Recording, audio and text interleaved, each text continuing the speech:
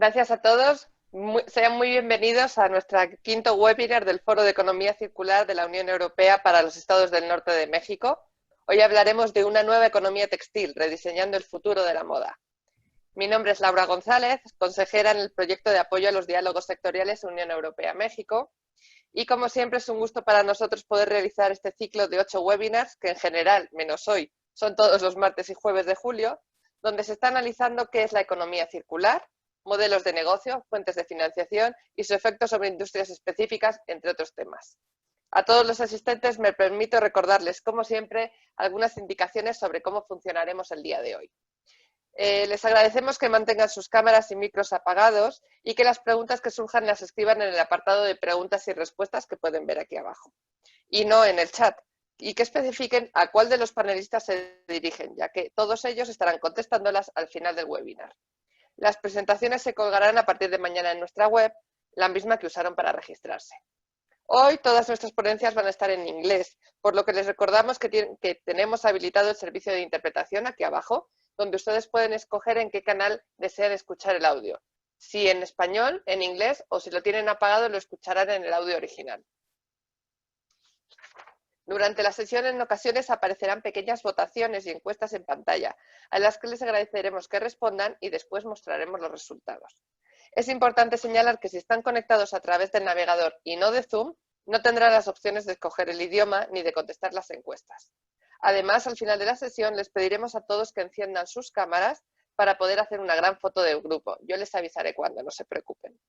También al final de la sesión les pondremos en el chat y más tarde les mandaremos por mail una pequeña encuesta de satisfacción que para nosotros es muy importante que respondan para que podamos tener en cuenta su opinión de cara a futuros eventos. Sin más dilación, damos paso a Paola Belabona, oficial de programas de los instrumentos de política exterior de la Unión Europea en México, quien nos dirigirá unas palabras de bienvenida. Gracias, Paola. Buenos días a todos.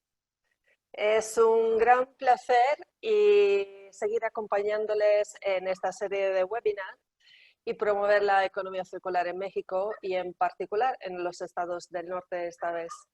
Los esfuerzos de la Unión Europea en este camino no son nuevos. Fundamental recordar que al final del 2019 la nueva presidenta de la Comisión Europea, Ursula von der Leyen, ha decidido poner objetivos aún más ambiciosos en este camino, proponiendo en su programa European Green Deal, un pacto verde europeo.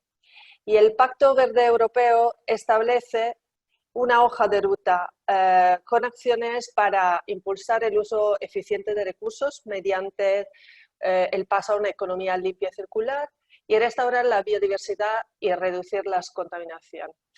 Ampliar la escala de la economía circular contribuirá decisivamente a lograr la neutralidad climática de aquí al 2050 y desvincular el crecimiento económico del uso de recursos, garantizando al mismo tiempo la competitividad a largo plazo de la Unión Europea. Para su actuación, la Comisión ha presentado unos planes y estrategias puntuales. Entre estas, en marzo de este año se ha presentado una propuesta de un plan de acción para la economía circular, poniendo la UE en una posición pionera en políticas de bienes y producción sostenibles.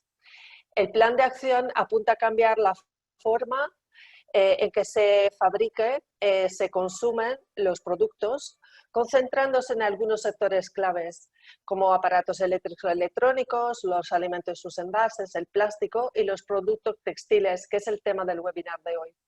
En particular, la Unión Europea propone trabajar en una estrategia europea para el sector textil en 2021 y la estrategia puede ser una gran oportunidad. De este tema hablarán nuestros expertos en unos minutos.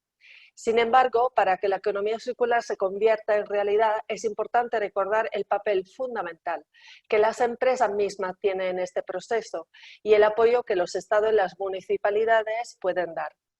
Por eso me complace hoy ver crecer el interés y el compromiso en temas de economía circular en los estados del norte, que además que aportar una gran contribución al Producto Interno Bruto de México, podrían también contribuir de forma importante al cambio de paradigma de una economía lineal a una circular.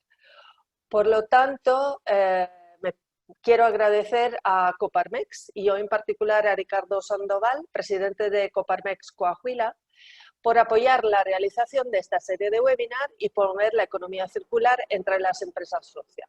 Con eso concluyo y deseo a todos un buen trabajo. Gracias. Muchísimas gracias, Paola. Pues a continuación contaremos con unas palabras de Ricardo Sandoval, presidente de Coparmex Coahuila Sureste. Gracias. Y muy buenos días a todos y gracias por mostrar el interés en este concepto, en estos temas tan relevantes hoy en día. Primero agradecer la iniciativa de la Unión Europea por realizar en conjunto, colaborando con el Centro Empresarial Coparmex Chihuahua. Felicidades por organizar estos webinars.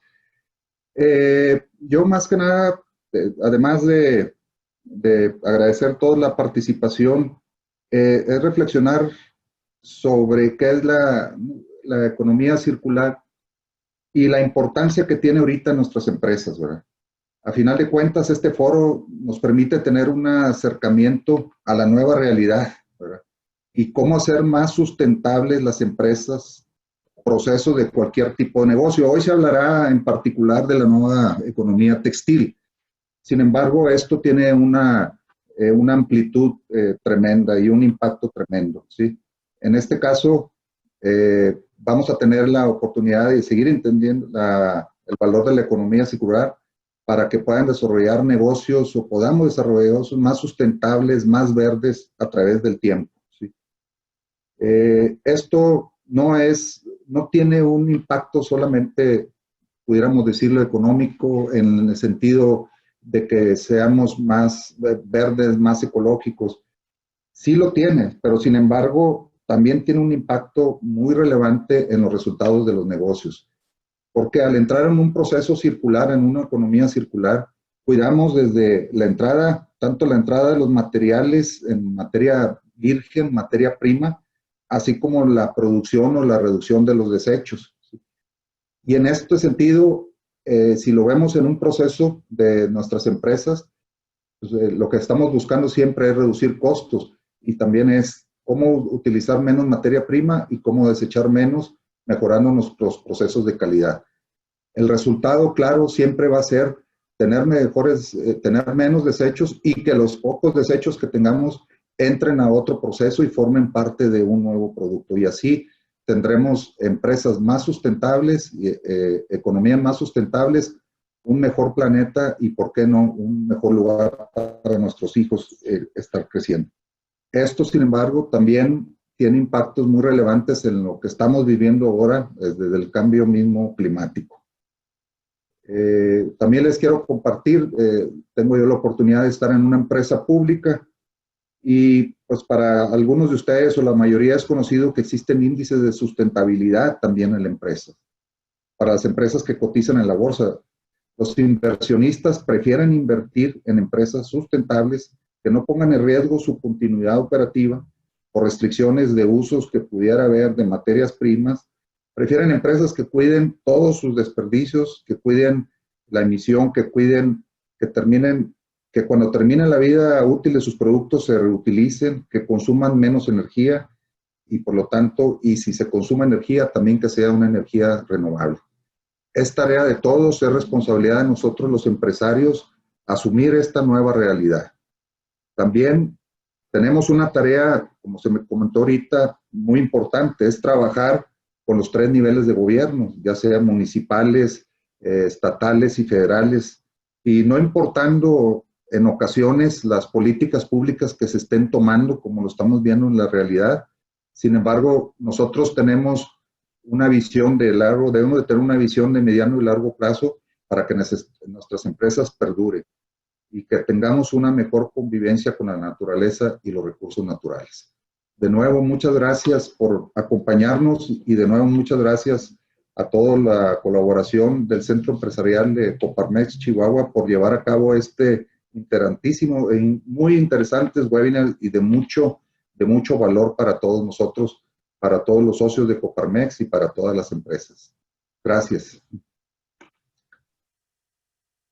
Muchísimas gracias, Ricardo. Les pido, exactamente, yo apago mi cámara y les pido a los dos, que tanto a Ricardo como a Paola, que mantengan su cámara prendida para hacer una pequeña foto de grupo, por favor. Ay, eso es. Perfecto. Un momentito, yo les aviso cuando ya esté tomada, ¿sí?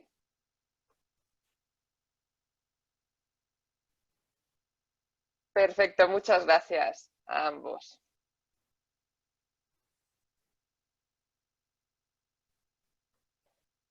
Bueno, pues el día de hoy comenzaremos nuestros webinars con Christos Kyriatzis, experto senior de la Unidad de Turismo, Textiles e Industrias Creativas de la Dirección General de Mercado Interior, Industria, Emprendimiento y PYME, DigiGrow, de la Unidad de la Unión Europea, y con Ruben Dekker, oficial de políticas de la Unidad de Producción, Productos y Consumo Sustentables de la Dirección General de Medio Ambiente de la Unión Europea. Christos Kyriatzis anteriormente fue jefe adjunto de la Unidad responsable de Asuntos Internacionales en la misma Dirección General. También ha trabajado en las áreas de libre circulación de mercancías en el mercado único, eliminación de barreras al comercio dentro de la Unión Europea y dentro de la OMC, cooperación internacional en el área de empleo, relaciones laborales y asuntos sociales.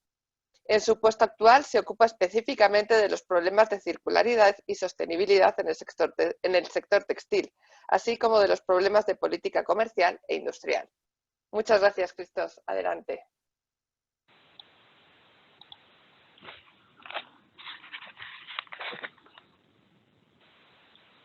Gracias, Laura. Buenos días, señoras y señores. Can you hear me, first of all? Yes. I believe so. We hear you, yes. Okay. Thank you very much for the invitation to this webinar. After all these months of being confined in our offices or houses, it feels a little bit like traveling to Mexico today, and thank you for this. As it is mentioned on the cover page of my PowerPoint presentation, I work in the European Commission department, which is, among other, responsible for industry, entrepreneurship, and small and medium-sized enterprises. And in our unit, we deal specifically with the textile industry. As it was already mentioned by Paola Belabona before, sustainability is a key priority for the European Union in terms of adapting to the low-carbon economy, shifting to circular economy, and protecting biodiversity and the oceans. And this sustainability is part of many of our policies, including the industrial policy. As it was also mentioned, the European Green Deal for us, it's a kind of roadmap for making the European economy sustainable. In March of this year, we adopted some policy documents to which I will come back, and also my colleague Ruben Dekker from the Department of Environment. And I refer in particular to the new industrial strategy, which recognized that the ecological and digital transitions will affect every part of our economy, society, and industry. And of course, the sector of textiles will not be outside. And also the new Circular Economy Action Plan, while it will guide the transition for many sectors, it will pay particular attention on resource-intensive sectors, including the textiles. But maybe it's good to give some elements on on how is the textile sector in Europe. In the textile and clothing sector, small and medium-sized enterprises account for more than 90% of the workforce. Production and consumption have been traditionally based on linear business models. In the European Union, following a long period of restructuring and delocalization of companies outside Europe, the turnover, number of companies and employment have been increasing in the recent years. Textile producers are finding niche markets and are no longer competing with cheap imports. The main competitive products in the European Union are in high-end clothing and technical textile, used mainly for automotive applications, for medical textiles, agro-textiles, and protective clothing. If we can pass to the next slide, please.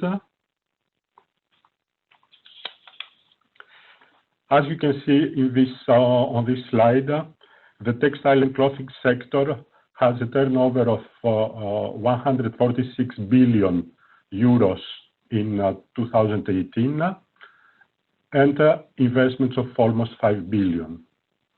It employs more than 1.5 million workers, and it is basically composed by 175,000 companies, most of which, as I told you, are small and medium-sized enterprises. We had 61 billion of exports in 2019 and 109 billion of imports. In fact, more than 50% of clothes which are sold in the European Union are produced in third countries. Our main export destinations are Switzerland, the United States, and China. And leading suppliers of clothes which are imported to the European Union are China, Bangladesh, Turkey, India, and Cambodia. If we go now to the next slide, regarding specifically some figures on the textile trade between the European Union and Mexico, as you can see, we have imported 191 million euros of textile and clothing from Mexico and exported 974,000 million to Mexico. I think these figures are for 2018, if I remember well. Now in the next one, here it's also quite interesting to mention some strengths of the competitiveness of the sector. Regarding the European Union, it is the high quality of the production, especially, as I said, in technical textiles and fashion, high fashion clothing. The rapid integration of new and innovative technologies, be it nanotechnologies, use of new materials, ICT. The leadership position of our textile industry in international markets, like the United States or Japan. The design, creativity, and strong brand names, especially in the high-end fashion industry. But there are also some challenges for the competitiveness of the sector. These are the low profit margins, especially for small and medium-sized enterprises. The sustainability in the value chain. It is a sector with strong environmental footprint. Strong international competition, which sometimes can be due to factors such lower environmental or social standards in certain countries, and also the gaps and the mismatches on skills. Of course, what it is important to say is that in the recent months, we have seen a shock across the global economy because of COVID. And in the case of textile and fashion ecosystem, with its interconnected and globally exposed value chains, we have seen disruption in supply chains and also a sharp drop in consumer demand. This translates into losses in turnover of at least 30% for this year. Many textile companies have also, and fashion companies were also mobilized by converting their production lines and supply chains to bridge critical gaps, in particular for face masks and other protective clothing. And we have been very thankful, of course, for the work of these companies. And we are working currently together with the industry to build more agility and preparedness for any future crisis. Now, if we come to the problematic of the footprint of the sector, as you can see, producing textiles and clothes, or as you know, producing textile and clothes requires large amounts of non-renewable resources. Clothes are used for a short period of time, after which most of them end up in landfills or incinerators. In addition, the fast fashion model of clothing has increased in the last years and is foreseen to double by 2030. And as we say on this slide, the collection of textiles between the different member states of the European Union is around 25% average and going low to 11% in some member states and up to 75% in other member states. And according to data from Ellen MacArthur Foundation, only 1% of material used to produce clothing is recycled into new clothing globally. And in fact, I had a meeting this morning with the Ellen MacArthur Foundation, and I asked them if this data, which were given in 2017, are still the same, and as I understood, there is not a big progress so far. To that, we have to add that virgin fibers are cheaper than recycled ones and mainly imported from third countries. In addition, as my colleague Ruben will say later, the European Union waste legislation provides that all member states, they will need to collect separately textiles as of 2025. And now we come to the next one, please. And now we come to the current and future work. As I said, in the month of March, and that was a very critical moment where many member states started even confining the population. We had adopted at the European Commission 2 policy papers. The new industrial strategy, which underlines that the twin and ecological and digital transitions will affect every part of our economy, society, and industry, as I said at the beginning of my intervention. And a swift and sustainable recovery will require new technologies with investment and innovation to match.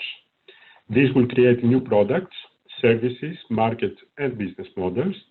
It will shape new types of jobs that do not yet exist and which need skills to be developed. We hope and we expect that the shift from linear production to a circular economy will be among the driving forces for the future. In the same week that the new industrial strategy was adopted, it was also adopted the Circular Economy Action Plan, and which announced, as Paula said at the beginning of the webinar, a comprehensive EU strategy for textiles. This strategy will aim at strengthening the competitiveness, the industrial competitiveness of the sector, boost innovation, and the market for sustainable and circular textiles. Our idea is to prepare this strategy based on input from industry and many other stakeholders in order to identify what are the problems and be able to propose some solutions. And of course, a new element for this work will be also to prepare and the agility of our industry for a conversion of the industrial production, something that has emerged as a lesson learned from the COVID-19 crisis. This can allow to develop autonomy in certain segments of the textile ecosystem without creating disruptions in strategic value chains. Also, working with international partners is very important because of the global value chains. And I believe the webinar of today is a good way of exchanging experiences, good practices, and see how we can build further cooperation in the future. I will stop here, and I think I will pass the floor to my next colleague, who will give also more details about this strategy. Thank you very much. Ahora daremos paso a Ruben Dekker. Ruben Dekker fue el autor principal de un informe de 2019 sobre la contribución de los instrumentos de política de productos de la Unión Europea a una economía circular. Actualmente participa en el desarrollo de 2 iniciativas anunciadas en el Plan de Acción de Economía Circular 2020, la Iniciativa de Políticas de Productos Sostenibles y una estrategia integral de la Unión Europea para los textiles. Antes de unirse a la Comisión en 2017, Ruben trabajó para la representación permanente de los Países Bajos ante la Unión Europea como agregado ambiental. Muchas gracias, Ruben. Adelante. Thank you, Laura, and good morning to all of you over there. It's indeed, like Christos said, it's great to at least virtually cross the Atlantic Ocean for this event. I'm very happy to be here with you. Indeed, I was already introduced by Laura, so I will skip my introductory slide if it moves. Yeah, here we go. And jump straight into the content. Christos already briefly mentioned the European Green Deal. This was, for those of you who follow the work of the Commission closely, if you'll remember, the very, very first thing the new Commission did once the Commission von der Leyen took office, within, I think it was 2 weeks, we published the European Green Deal, which is a very wide policy agenda, which incorporates all the things that I have on the screen here. Has a very strong component on climate and includes all the EU's climate ambitions for 2030 and 2050. It looks also at pollution and the toxic-free environment, at biodiversity, at making our food systems more sustainable, smart mobility, also making our mobility more sustainable. It has a financial component and the Just Transition Fund, which is aimed to make sure that the transition is fair, and also looks at construction. But for today, I've been asked, of course, we focus on the circular economy, which is circled here, which was one of the elements there. But it's good to remember that this is really a part of a bigger agenda of sustainability that the Commission really put forward as its first ambition. And this remains the case in spite of all the damage done by COVID. The Commission has stated at several occasions that this is not a reason to reduce our efforts towards making our economy and making our continent more sustainable. In fact, no, it's an extra reason to double down and push forward this agenda, because we think it will help us come out of this crisis more resilient. So then slightly more focus on the Circular Economy Action Plan. I can also talk about this for days, but I won't. And you've already heard a lot about it, I understand. So I'll limit myself to the shortest summary, which is that it contains 35 actions, really across the whole economy of aimed at sustainability.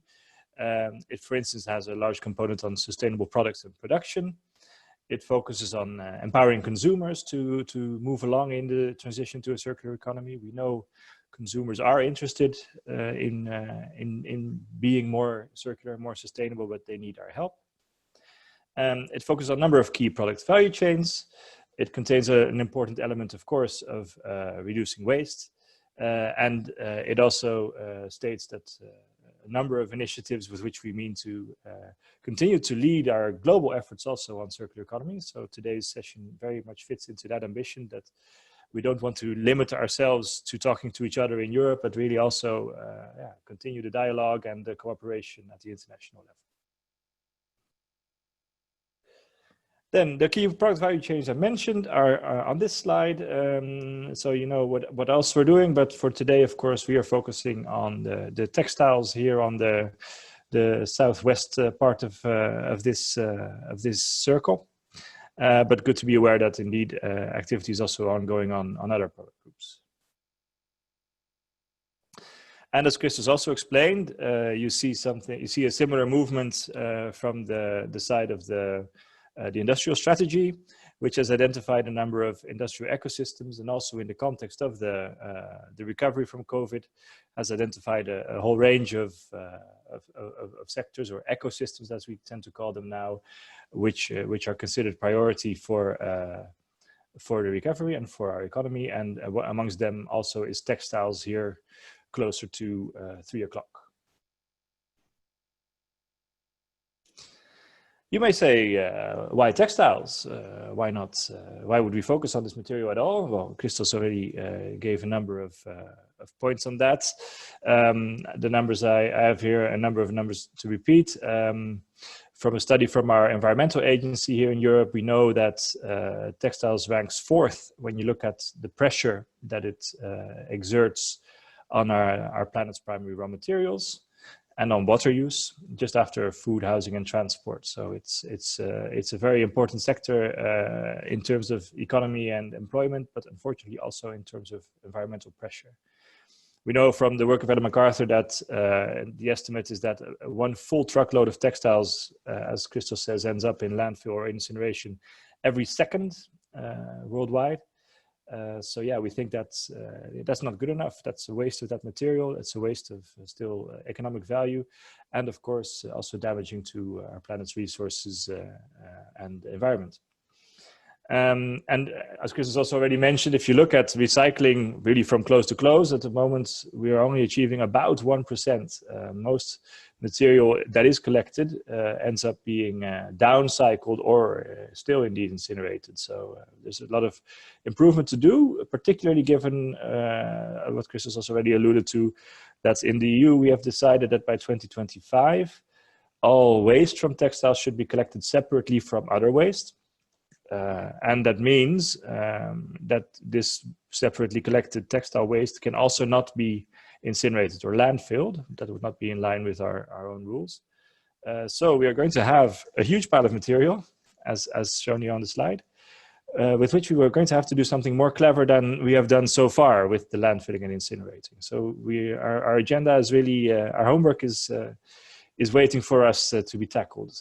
So we need to get our act together. It also impacts other environmental impacts. It's also a very strong contributor to greenhouse gas emissions. So also there's a strong climate angle. And other emissions, there's concerns about microplastics that come from textiles, chemicals used particularly in dyeing textiles. And there are concerns over the global working conditions in which many of the textiles we all globally use are made. There's regularly scandals where we discover that the way our clothes are made are not the way we would like for the situation to be. So these are the challenges, if you like. The good thing for us, from our perspective, is that we have very constructive exchanges with the sector in Europe. We have a very active community who are themselves already putting forward very proactively their ideas. I have a number here. They might not say much to you outside the EU, but these are, suffice to say, these are operators ranging from producers, from brands, and from civil society, all of which have already issued their ideas to us and made suggestions for policies. So the good news is that we're not short of engagement and we're not short of ideas. It's really about putting it all together in something coherent. And that's what we're trying to do today and tomorrow, and continuing probably until at least somewhere around this time next year, when we hope to have the strategy ready. So there's not so much that I can say today. We're still really in the beginning of our work of making sense of all these challenges and all this ongoing work into a good, comprehensive and coherent strategy on textiles. But when we say comprehensive, maybe I could add that we see that as comprehensive in the sense of looking at really the three angles of sustainability, summarized sometimes as people, planet, profits. So that means when it comes to the people, ensuring, as I said, the working conditions, but also fair prices and to keep affordable textiles also on the market. Planet, obviously, the environmental impacts and the climate impacts. And profit, of course, as I said, we really believe that this agenda can help our sector come out of the COVID crisis more competitive, more resilient, more efficient, and that's all win-wins. So that's what we'll be aiming for. And it will be comprehensive in the sense that we will look at the whole value chain, not just bits and pieces of it, but really consider the whole value chain from design to production, retail, and consumption, and beyond consumption. So again, also in collecting, sorting, reuse, recycling, waste handling of textiles. And important to mention also for today's session, the international dimension and the international character of the value chain will be taken into due account. We know that there's a lot of international trade in textiles. They go all over the world. For us in Europe, a lot of the clothes that we use are made outside of Europe. And when we are done using them, they are often reused outside of Europe. So there's a lot of cross-border movement going on. And this is something we need to take really due account of, and also stay in very good dialogue with our trade partners about measures we may want to take and approaches that we want to take. So that's where we stand today, and we continue to develop this in future. I think I will leave it at that because we're running out of time, and let's see if we can still have some time for questions and answers as well. So back to you, Laura. Aprovecho para recordar que todas las preguntas y respuestas se contestan al final del webinar y que les pedimos, por favor, que en el menú de preguntas y respuestas especifiquen a qué panelista está dirigida cada una de las preguntas. Las preguntas, de nuevo, en el chat de preguntas y respuestas y no en el chat normal, por favor. Muchas gracias. Les pediría a Ruben y a Christos si pueden prender un segundo su cámara para una pequeña foto de grupo de ellos dos y luego ya continuamos con la siguiente ponencia, por favor.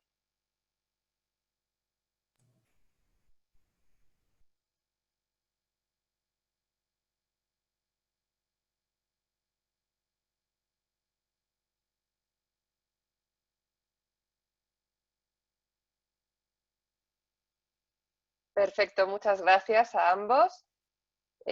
Ahora sí, como les comentaba, les recordamos una vez más que todas las preguntas y respuestas deben escribirse en el chat de preguntas y respuestas, poniendo a qué ponentes se dirigen. También aprovecho para recordarles que al final de la presentación también les compartiremos una encuesta de satisfacción que agradeceremos que contesten para que podamos tenerlo en cuenta de cara a futuros eventos. Ahora sí, damos paso al siguiente panelista de hoy, que es Bert Panson, CEO de Mood Jeans. Bert es originario de los Países Bajos, trabajó en la industria de la moda en Asia y Europa durante 30 años antes de fundar Mood Jeans en 2012. Junto con su equipo, Bert transformó a Mood Jeans en una empresa ejemplar en economía circular. Mood Jeans ha sido reconocida con numerosos premios, incluidos el Premio al Liderazgo en Sostenibilidad y Premio PETA Vegan. Mood Jeans cumple con altos estándares de varias organizaciones de sostenibilidad, como por ejemplo la B Corp. Muchas gracias, Bert. Adelante.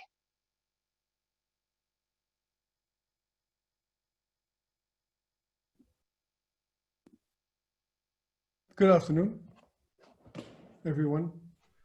I will share my screen so you can see my presentation. And there you go. So my company is called, I'm the founder of Mood Jeans. In 2012, we said we would like to change something in the textile industry. And if you want to do that, my thought was to do it with the largest product and at the same time, the most polluting product, the jeans. In about every stage of making a pair of jeans, it goes tremendously wrong. And we have to change that. First of all, there's the cotton. 24 billion kilos of cotton are produced every year. And for that, you need a lot of water. A lot of pesticides are sprayed over cotton to grow it. And we have to change that. It's also done in a very unhuman way. Spraying pesticides like this cannot be good for anyone. So again, there it has to be done differently. This is the RLC in Uzbekistan, or I have to say it used to be the RLC because it's now dry, and you can see this stranded asset. I will come to that later. In Holland, 182 million kilos of clothing are burned every year. And that's also not a good idea because these are valuable resources mostly. And clothing can be recycled. It's quite difficult. But one of the first things you have to do is make sure that you create a monostream of material. So if you have polyester or cotton or wool, it can be recycled, but not when it's mixed. So this is the first challenge to make sure that you can extract it and create a monostream of material.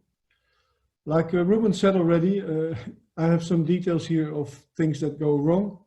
You can read it for yourself, but one of the things, like he said, every second there's a garbage truck full of textiles trashed. Cotton produces 2.5% of the world arable land, and it accounts for 16% of all pesticides. So again, I think you agree all that this is not the way to go forward, and this is also not the way we can explain it to our children. So this has to change. We then decided to create the first and so far only circular denim brand in the world. And that means if you want to be circular, it means that you have to start thinking of circularity at the moment you design a product. So if you want to think about circularity and you know that after use a certain moment you will get your products back, you have to also imagine that you want to recycle it and you want to make it easy for yourself. So one of the things, like I said, create a monostream of material. We do cotton. We don't mix the cotton with polyester or other things. The only thing we do now for women is to add 2% of lycra because we need some comfort sometimes. So some models still have 2% of lycra. There's no other solution for that. But besides that, we really think of the product coming back to us. And we call that circular design. One example, for instance, is, I don't know if you can see that, is the label we use. It's a printed label instead of leather, because with leather you add another raw material to your product, which doesn't help recycling. Another example is the buttons we use now. They used to be of 3 materials with small piece of plastic and 2 kind of metals. We now have changed that into all stainless steel metal. So again, easier to recycle. The water that's used in both the factories in Valencia, where we recycle the old jeans, and in Tunisia, where the jeans are produced and washed and stone washed, can be reused. It's done with reverse osmosis. The water we still use can be brought back to be used again and can even be drunk. Now that's not enough. If you do everything right in your production chain, still you have to think of the product you put into the market. So we say we feel responsible also with the rubbish or waste we create. So we want to have our jeans back. In every pocket of the jeans we deliver, we have a small booklet, and inside that there's a gentleman's agreement that you have to sign, that after use, and it can be 10 years, that you promise to send the jeans back to us so that we can recycle it. You can also lease a pair of jeans from us, $7.50 a month for 12 months. You can use the product and not be the owner. And that's quite funny because it changes your mindset of being owner of something or only have the performance of a product. And that was in 2012 quite spectacular. Sometimes today I still think it is today. If you change your mindset as a consumer to be able to use something without being the owner, it's quite interesting, and you might think of making better choices. So the lease is for 12 months, then it's paid for. You can then decide either to keep your jeans, because we don't want to push fast fashion, but you can also say, I want to change to another color or to another style, send back your old jeans and we'll send you a new one and you continue with your $7.50. Many people do that at the moment. It's increasing, especially with what happened the last 3 months. Our company has double turnover because of the situation and because of people starting to realize that things have to change in the world. Now, we started this in 2012 and we got a lot of questions from consumers saying, okay, you're getting these jeans back. Are you really going to recycle this? And so we thought, okay, yes, well, let's show. This happens in Spain. We went to see the factory in Spain, brought our old jeans. We filled up 2 old cars full of old stinking jeans, and we drove 2 days to Valencia and brought them ourselves to the recycle unit, which you can see here. I have some images, but also a small video, which I want to share with you. There you create from waste a new product on high level. So for me, the circular economy, it has, I believe 200 different definitions, but for me, the circular economy is reusing raw material on a high level into the market again. So we make from old jeans new jeans. Today, we still have to mix with virgin cotton. We can use up to 40% old jeans and mix it with 60% new organic cotton. That's already good. You can imagine if everybody would do that, it would save at least 10 billion kilos of cotton, and it would free land to make other things. So it's important that this really starts to work. I'll show you the small video here. That works. Let me check. No, it doesn't work.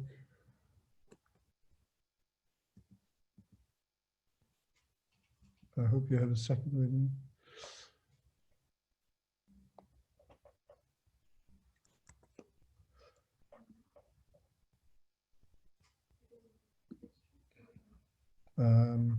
Okay. I have to share my screen again. Sorry about that.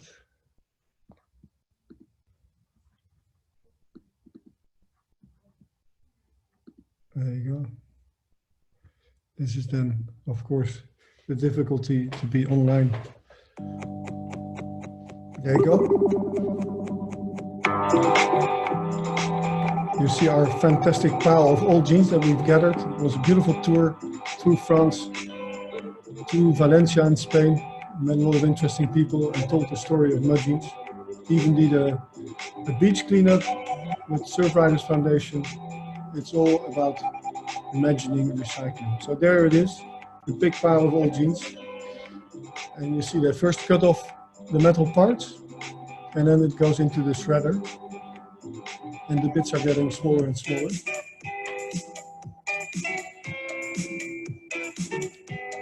So it's like you can imagine that the paper industry has imagined it 70 years ago. Get back old paper and make it new paper again. The same thing can happen with cotton. So you see the rebirth of yarn and the weaving again and the dyeing. And this new denim fabric goes to our jeans factory in Tunisia, Monastir.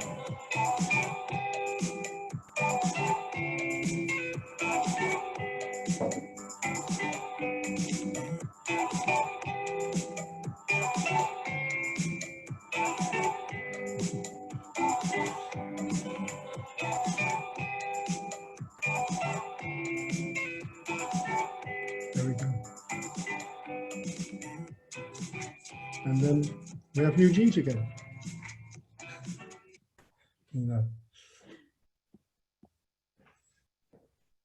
So here you see the rebirth of a new roll of denim that goes to Tunisia. If you do it this way, you save 92% water. Normally a pair of jeans needs about 8,000 liters of water to be produced. We've done a life cycle assessment, and with the information we gathered from that, with a new, with EcoChain, our partner in this, they calculated that we save 92%. We saved nearly 70% of CO2 emission to do this, and we can recycle up to 40%. If you want to see all the numbers on our website, you can find the full report. We did a sustainability report last year, or this year actually, the new one just came out, with 78 pages of transparency of everything we do, every step we take. We can explain how and what we are doing. So please read this. It's an in-depth report, but very valuable, I think. So then this material goes to Tunisia, to a beautiful factory where people are well paid and have a beautiful environment. You don't need to have these Bangladesh things happening. You can just make jeans in a normal way if you want to pay for it. So I give you an example of how we do the washing of the jeans nowadays. It's with a company called Ginologia from Spain also. Instead of using sandblasting and chemicals and lots of water, we can now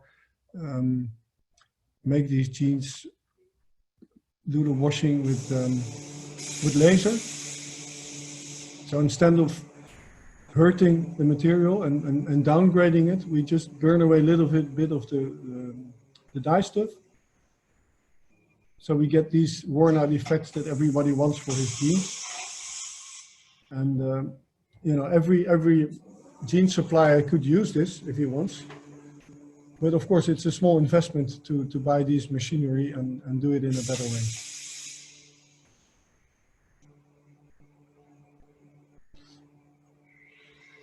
There you go. So we were there in the week of Who Made My Clothes. It's the remembrance of the disaster happened 6 years ago in Bangladesh. And we are, of course, supporting this transformation. There's our team getting a lecture of our denim guru, Dion, on the left side. So we all know, and we all know the people in the factory. They are our colleagues. They're making our beautiful jeans. And we have a small movie of that, which I would like to show. So you see there's a lot necessary to make a pair of jeans. It's not an easy product. All those steps to make the fabric, and also all those steps to attach the button, to make the patterns, to do the washing. The film is of heavy quality, so it might sometimes stop. Yeah, there it goes.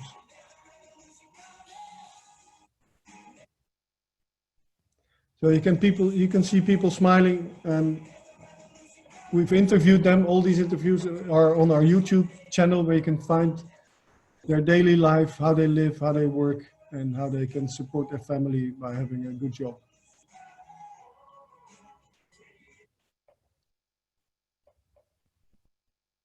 So then, of course, you might ask yourself the question, who is our audience? Who are buying this kind of jeans and who are thinking in this way?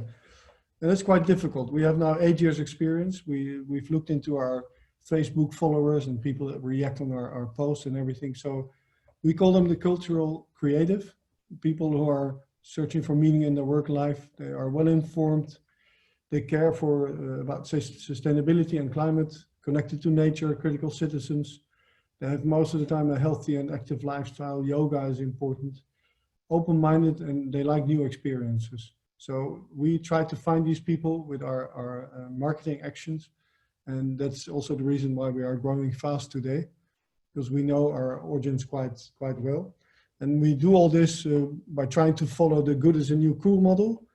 You can read this for yourself. We don't think that, of course, we know our purpose, but we don't think about consumers, but we think about citizens. We try to lead with the cool. We've done some collaborations with Sea Shepherds, for instance.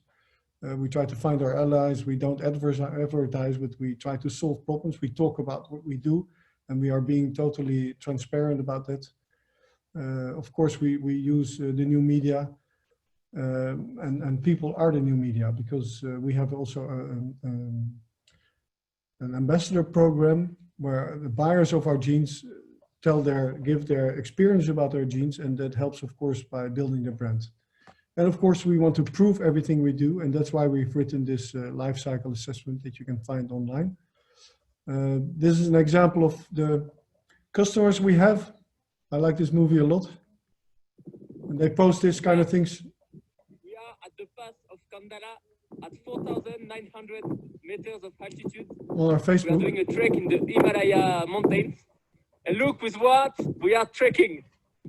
You can imagine. The margins. There you go. I think it's definitely the higher margins in the world. Greetings from India, Ladakh. Cheers. So from now on, we are definitely the highest jeans in the world. That's for sure. We are also a B Corp. We were one of the first B Corpses in Holland. And it's not a certification only, it's also a way of thinking. So if your company is, the only reason of existing of your company is to make as much possible for the shareholders, then you're never going to be able to make a circular brand. So we believe very much in this B Corp community. It's something that changes your mindset. You have to go to a very difficult assessment. They ask you all kinds of questions about human questions, but also environmental questions.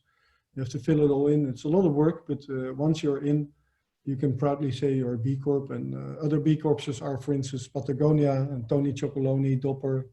Maybe if you've heard of it. We like very much to be part of it. We have to sign the Declaration of Interdependence. The slogan of B Corp is very good. It's using your business as a force for good. So it means that you are here to change things, and I think change is necessary.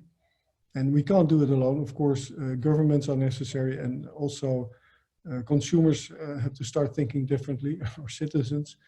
But also companies have to be able to offer the product that customers need nowadays. So we joined also the Net Zero program. You can read about that. And in every step we try to do things better. The last thing we added to our things is that the jeans we deliver through our website are now delivered in 33 cities in Holland by bike. So you can see here how that works. And the collaboration, for instance, which I just meant in the Goods the New Cool model, For instance, with Sea Shepherd, we made a separate collection, which really was a good thing. We joined the Net Zero program with other 3,000 B Corpses. And of course, it has to be transparent. You have to really mean it and go for a better future. So that's our story. I hope you have a lot of questions. I'm here to answer all your questions. Thank you for your attention. Thank you. Laura. Thank you very much, Bert.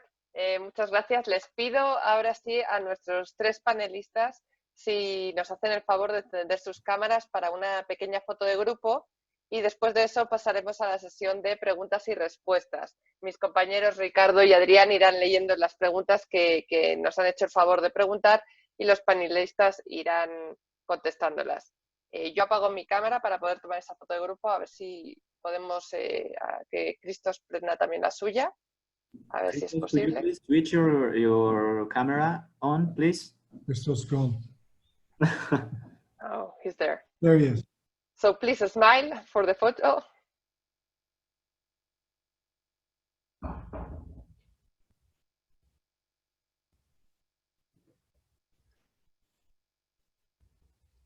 Okay, thank you. Maybe you can keep your camera on for the question and answer so people can see your face while you answer. Y ahora sí damos paso a la sesión de preguntas y respuestas con mis compañeros Adrián y Ricardo que irán haciendo las preguntas que han puesto en el chat de preguntas y respuestas. Muchas gracias. Una cosa nada más, a los asistentes les vamos a poner ahora el link para la encuesta de satisfacción. Si en lo que está la sesión de preguntas y respuestas pueden abrirlo y empezar a contestarlo, se los agradeceríamos mucho. Muchas gracias. So, hello, I'm going to ask a question for Christos. So this question is, what are the best practices for collections of textiles?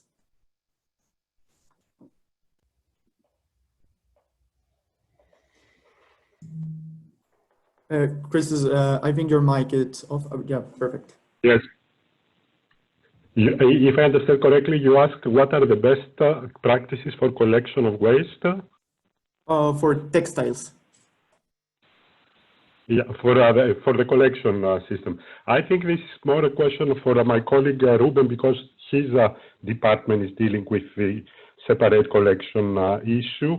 And on my side, I can only say that we try to see in some of the member states who have developed so far good practices by municipalities, but also good practices which are initiatives of the private sector. Some brand names, they establish their own systems for collection, and then they have agreements with the local authorities in order to follow up the collected items in order to be reused or to be sorted and then recycled. And we are also trying to see through different studies what we can find out also in the near future as other practices that they can be disseminated in all the member states. But I believe Ruben should complete on this question. Yeah, maybe I mean, this is today's state of play. In terms of best practice, we see that across Europe there are huge differences. In some of our member states, in some cities, communities, there's a very high rate of collection. There's a very active, there are very active communities that put out containers on the streets where people can put the textiles that can still be used. And there's actually a business model behind it from the collectors and the operators that then handle the collected textiles, from which they earn enough money to cover all the expenses for that through the reuse and the resale of still usable textiles. That's how it works today. And we have in one or two member states, in addition to that, a sort of tax, if you like. We call it extended producer responsibility, where for products put on the market, there's a small fee, and we're talking about less than a cent per item, but still, over so many items that are being sold, that goes into a fund which covers some of the costs where those costs were still not being covered by the resale, if you like. So this is just a couple of examples of how it goes, but at the moment it's very varied across Europe. There are big differences, and we know that in the end a lot of textiles end up with the normal household waste, and that's how they come into incineration and landfill. So there's still a lot of room for improvement, let me put it that way. I think there are no best practices besides what we do. If we still continue extracting resources from the earth without being taxed to that, so we have to change the whole tax system.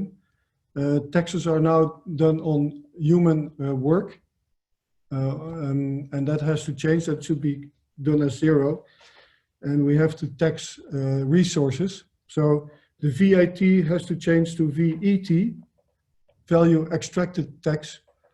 And otherwise nothing will change, and we will keep waste this way. If we keep on going the way we do today in Europe, nothing will change. So we need the governments to start acting. Thank you so much. This next question is for all the panelists.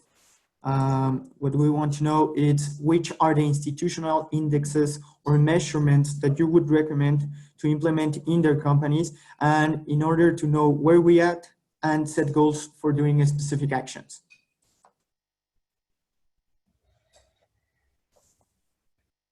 I'm not making the laws, but I've been asking now for 8 years to change the laws. We are, to give you an example, we use 40% old jeans in our new jeans. That means on those old jeans, 40% VAT has been paid already somewhere, sometime. And I should be able to give my clients 40% reduction on VAT. Otherwise, you do not create a level playing field for companies. So all the crooks in textile industry can continue what they want to do without being charged. So the VAT system has to change very quickly.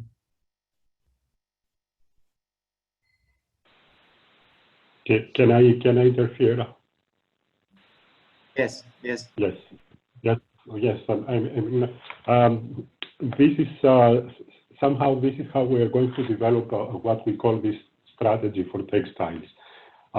So far, we have seen that there is an engagement at political level that we saw the new European Commission with the Green Deal and the specific industrial policies and circular economy action plan. They say that they want to tackle the problem. And we said that we are going to do that also in close cooperation and with input from industry and other stakeholders. And when we mention other stakeholders, there can be the producers of yarns, of fibers, of textile products, the collectors, the sorters, the recyclers, also academia, innovation, because we need a lot of research and investment in that sector. And as it was shared before, we have also to shape the behavior of consumers. Now we see more and more that the public is very much interested to this question. We take over all these messages, and we started discussing with the different operators and also the civil society to see also on their side what they consider as a good solutions, so that we can convert them into policies, be it by taking regulatory measures, be it by developing new projects for research and innovation, and also of recognizing the efforts which have been made by, as I said, many companies. I mean, the case of Bart is a very good example, and these models, they have to be supported in the future in order to go to upscale and be used at industrial level. I think producers should be held responsible for what they put into the market. And if we continue accepting making clothing of polyesters or mixed materials, we know already we can never do something with that. Making clothing of polyester or oil-made yarn is very bad for your humanity. It's very bad for your skin. It's very bad for the air. It's very bad for the ocean. Every washing, when you wash a polyester garment, nanotiles are getting into the oceans. So there has to come laws forbidding this. If we don't do that, nothing will change. And I heard now for, I don't know how many years or times about the Green Deal. I'm an entrepreneur in this field. We try to do everything better. We do not get any support at all. So I don't see this happening. And all the big crooks are continuing what they are doing. Nothing is happening in Europe. So Mexicans, please don't make the same mistakes. Ruben, you would like to... Well, I interpreted the question that you posed a bit differently. I understood it was about how companies can measure their impact. And so I was going to point to the ISO standard 14001, which we have in Europe, equivalent EMAS, which helps you establish an auditing system to measure your own sustainability of your organization. Or more at the product level, we are working on the so-called product environmental footprint category rules, where we work with industry to come to a better way of measuring the sustainability or the impacts caused by products. And there is one under development specifically for textiles, which will in future give more opportunities for that. And in terms of, I feel I need to reply somewhat to what Bert said. I mean, I think we share the ambition. We really want to make big steps and to make big steps forward. And the fact that this Green Deal was put forward in December, it's that recent, don't forget, by the Commission is a clear political indication of the path we want to take. I'm sorry to hear it does not translate to specific enough actions for your organization, but I can only say that the ambition is real and the intention is there. Maybe we need a bit more time to develop that, but it's there. Thank you. Well, we have some other questions, more technical questions, maybe. These are for Bert. Is it possible to recycle the old jeans, or you are only working in this circular transition with the new designs? Well, this is one related to the recycling, but there is another one that is also related to this. How polluting are the dyers you use? Do you also recycle them?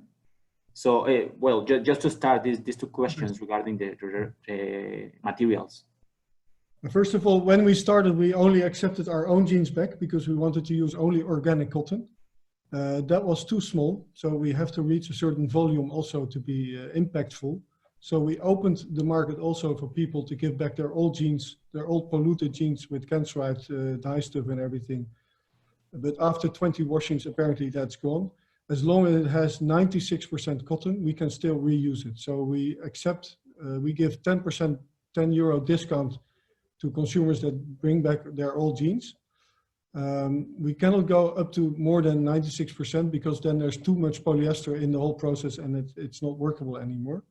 So that's one of your answers, I think. The other one is that since 3 years now, the indigo dye stuff we use is cradle to cradle certified. So I agree totally, if you have the circular economy and you recycle toxic material, that's not good either. So we try to not use toxic material. And one of the things we don't use is toxic indigo. So there's now, luckily since 3 years, a different sort of indigo that's non-toxic. Yeah. Okay, thank you. There is a very interesting question regarding the well, this health crisis that we are living right now. Someone asked you, Bert, how do you sanitize clothing after using the scheme of leasing? Yeah, of course, the best way of recycling is use the product what it's made for. So after 1 year lease, we sometimes receive jeans back that are really still in perfect shape that we can sell as vintage. I'm not allowed to say secondhand, but as a vintage pair of jeans. We have a separate shop for that. For €59, you can buy your vintage pair of jeans here. And if you wash it at a very warm, I think above 60 degrees, then there's no problem for this. If the jeans are not good enough to be worn again, they go into recycling. But the lease always starts with a new pair of jeans. So this is a misunderstanding. The only second-hand jeans we sell is our vintage collection. Okay, thank you. Two questions that are, well, related. Someone asks you, Bert, how big do you estimate your market, and what were the main obstacles you found when you started recycling jeans? Finance. As a small company, when you start with this, it's difficult to finance it because, first of all, also the volume is too small. So when we go to Spain and we ask them to make 5,000 meters of recycled denim, they say, okay, we'll do it for you because we like your small little company and we think it's okay. But of course, we need volume. So now we are giving bigger orders and we buy 100,000 yards. The price goes down also then. So this is very interesting. And I see here also a question about industrial waste. The cutting losses of the denim industry, they are being used for ages already. It's nothing new. And many people around me are now using this as greenwashing to say that they're recycled material, but that's just cutting loss, and that's very normal to reuse that. And I see here nothing to make them, but yes. Well, there is another one. Use your denim then into, for instance, isolation material and everything. We cannot call that a circular economy. It's good use of resources, but it's downgrading resources. So if you really can't do anything, for instance, with mixed materials, it's interesting to do some isolation material. But like I said, the real circular economy is try to reuse material on a high level in the chain. That's what we try to do. I hope this answers the question I'm trying to see. Yes. Well, another question for you, Bert. What would you recommend to convince other cloth producers to use the circular economy models for their production or their collections in fashion? We are, first of all, open source. So everything we do is transparent. You can see where in Spain and what we do and how we recycle everything. So please copy that. What we find is the hesitation of other companies because they are built on an old system where they are designing a lot. They have a lot of cost into marketing. What we do is more expensive in the buying part. So to recycle old jeans, to make new jeans is more expensive than if you would use, like Ruben said, if you would use virgin material. Yeah, so you have to be able to agree with lower profits or even losses. We all work here as a very motivated team with low salaries. We have a very small office. If you can see, with very low cost, we have no designers running around the world making expensive trips. So we are very lean and mean. And that's the only way that you can say, okay, I can pay more for the buying price for the jeans. So if your company is only there to make as much as possible money for the shareholders, the circular economy is not going to work. Okay, thank you. Well, I think this is a general question for any of you three, and if you can say something about it. What difference do you find between Mexican and European markets or consumers? I have no knowledge about that. Okay, or Christos or Ruben, if you have any comment on this. Well, no, I mean, I don't know much about Mexican consumers, so it's hard to point to the differences. We have done we regularly do surveys amongst European consumers, so we have an impression of how they feel. And we know that, as I said briefly in my introduction, they are interested. And I mean, the fact that the Commission is doing this Green Deal is not coming out of nowhere. You see in Europe more and more people, especially young people, really demanding that public policies become more sustainable or more circular. And we have climate marches and demonstrations of youngsters who really insist that this is now taken as a serious issue. And this is what the Commission heard, and the reason why the Green Deal is the first priority of this Commission. And so we see a real willingness to engage, and what we are trying to do from the policy side is to react to that with the right policies and with providing consumers with the information they need to choose also more sustainable products. And that's also where the product environmental footprint, which I mentioned earlier, comes in. That's supposed to feed into instruments to help consumers choose. We also have the EU Eco Label, which is there to help consumers find the most sustainable products so that they can make sustainable choices. So really, very briefly, I mean, it's a much more complicated topic, but those are a few observations I can share. Okay, thank you. Well, we have one last question, maybe, or if the audience has any other question. Si tiene alguna otra pregunta, todavía tenemos tiempo para contestarlas. There is a question for Bert. It says, in a market perspective, which challenges did you face with the acceptance of a big percentage of recycled raw material products and the leasing option? Two questions. Yes. Well, what were the challenges regarding the consumers when they did it take long them to accept these recycled raw material products and also the leasing option that you offer?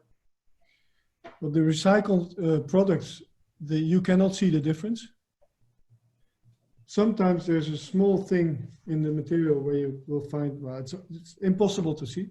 So the quality of our jeans is up to standard, and it's quite funny. Sometimes I have people in here, we have a small shop here next door, and they try to fit our jeans, they put them on, and then they look at me and they say, it's actually quite nice to fit, like as if it shouldn't be nice. So that's very strange. So it's hard to convince consumers. We've done a lot of research. When we started the target group, we were trying to find the liberals, the cultural creatives. Those people were about 12% of the market, and they are easy to reach because that are the people also that eat bio food or things like that. And for instance, in a city as Berlin in Germany, you see a bio food shop on every street corner. So those people are very difficult. It's very easy to convince. The other part of the market, no, first I should say that this part of the market has grown tremendously. If we see the results of reports today, these people, the share of these people is grown to 36% of the market. The other part of the market, we are unable to reach. Those are people that are still flying, still eating meat, still driving cars like crazy, and they will never lease or buy a pair of jeans that's been thought of. So I'm not going to target that part of the market because I know those are the people that buy their clothing at CNA, at Primark, at H&M, at all kinds of those groups. And they are greenwashing also today. And the consumer, the trouble is consumer believes very quickly. So if you say something that I'm part of this and I'm recycling pre-consumer waste, then the consumer is happy. So it's very hard to convince people really about what's really happening. And the second question, what was that? Sorry. Yes. Also, what were the challenges when you when the consumers started seeing your leasing option? Did it take long them to accept this option? Well, that they could lease the product. No, those are people that are really wanting to change the world. It's a small amount. It's people that want to change, and they are very hard to find. But once we have them, they become ambassadors of our brand. They will wear our jeans and tell everybody, look, I'm wearing a pair of jeans, and not mine. And they tell the story, and that helps a lot. But it's very, very difficult. It's not easy. Okay, thank you. We have a question for all the panelists, but maybe Christos and Ruben can also answer this one. Someone asks, when you integrate an industrial transition strategy, where do you start? With the producers, with the consumers? I don't know. Yeah, good question. We're talking circular economy, so it's a circle. So there is no place to start. We have to look at the whole system and make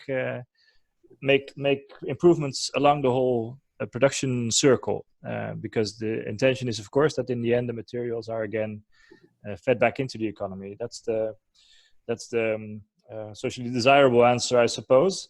In practice, if you see what we have done in circular economy, I would say, I have to admit, we typically started from waste because this is what we knew best. This is where we had the most policies from. And we started from thinking, okay, how can we reduce material going to waste?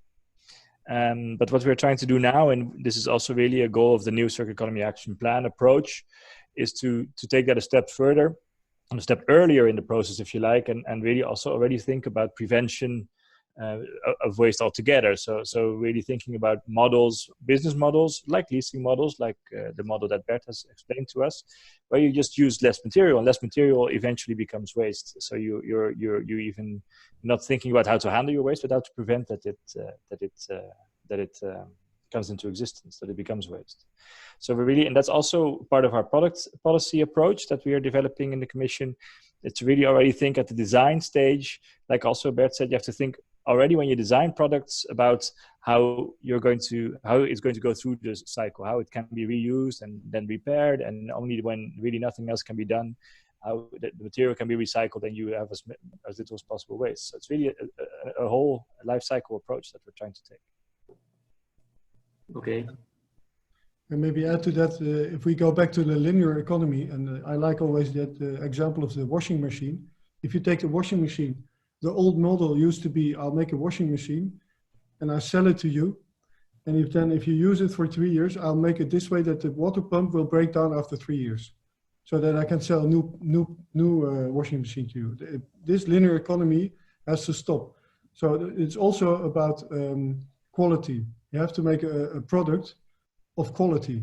If I make a pair of jeans that is broken after 1 month, then you can be circular, but that doesn't work either. So it's also about quality and longevity of a product. We try to make jeans in the best way we can. Of course, if you live in Amsterdam and you take your cycle every day and you wash it 10 times a day, then still it won't last half a year. But if you treat it well, our jeans last longer than other jeans.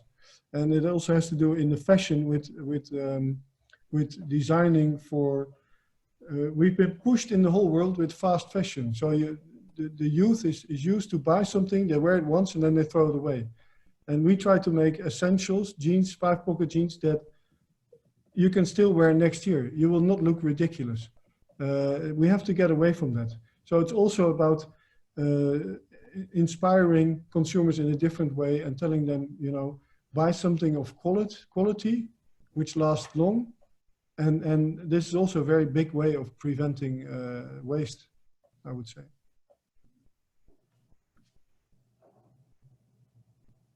One last question for Bert. They are asking, where do you buy the jeans of what countries? That in Mexico they are only recycled to 2%. Just one moment, Bert. Para todos los asistentes, para la foto de grupo, vamos a darles acceso para que enciendan sus cámaras. Los vamos a estar haciendo en estos minutos. Por favor, no enciendan su cámara hasta que se lo indiquemos. Entonces, si se desconectan, no importa, regresarán como con la opción de encender su cámara, pero no la enciendan hasta que Laura se los indique. Gracias. Bert, thank you. What was the question again? La repito en español, perdón. ¿De qué países compran la mezclilla que después reciclan? Ya que en México solo se recicla el 2%. So,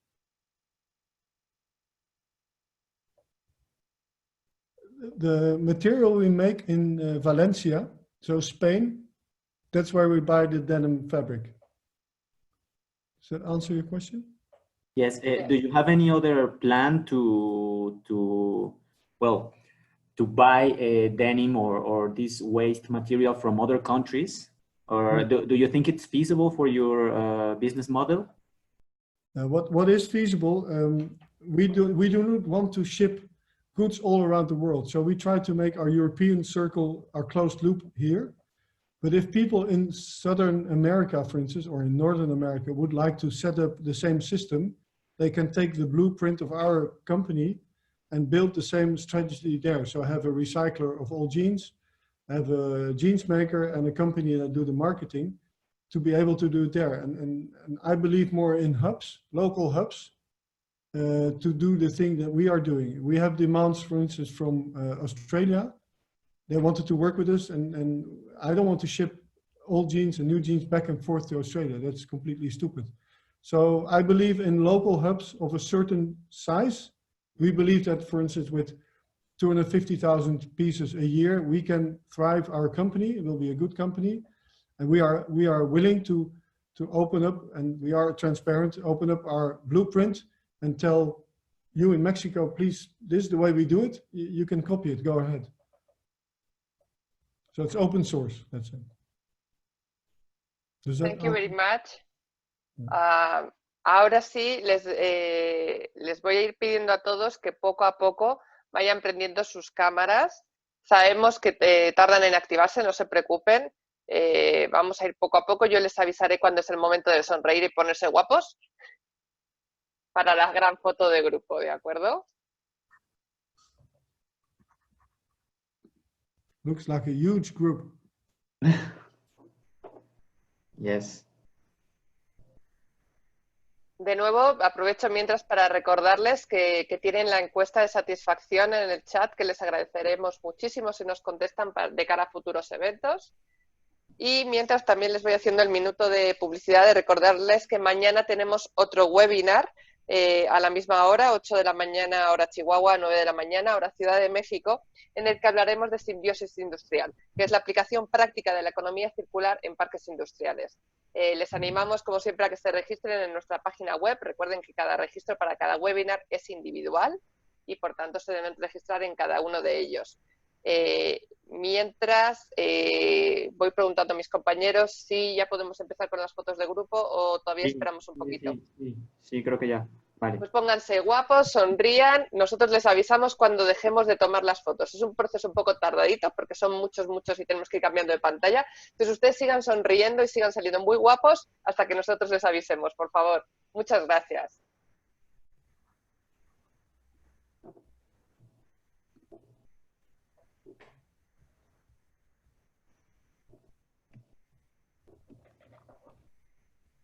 Okay.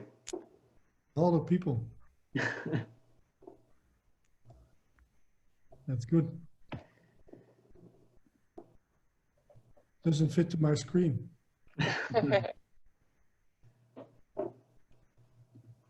Ok. Bueno, yo ya tengo una, me parece. ¿Laura? Listo. Listo, pues ya les agradecemos mucho, ya pueden sonreír un poco menos efusivamente si no desean sonreír tanto. Y bueno, pues ya está, esto ha sido todo por hoy. Les damos muchísimas las gracias tanto a todos nuestros panelistas del día de hoy como a todos ustedes que se han conectado. Esperamos que les haya resultado interesante. Les recordamos que la presentación estará ya mañana colgada en nuestra página web. Y de nuevo, les invito a registrarse para el webinar de mañana y a contestar la encuesta de satisfacción. Gracias a todos y hasta mañana. Thank you very much. Muchas gracias. Gracias a todos por su asistencia y los esperamos el día de mañana. Thank you, Bert, Ruben, Christos. See you soon. Thank you. Thank you.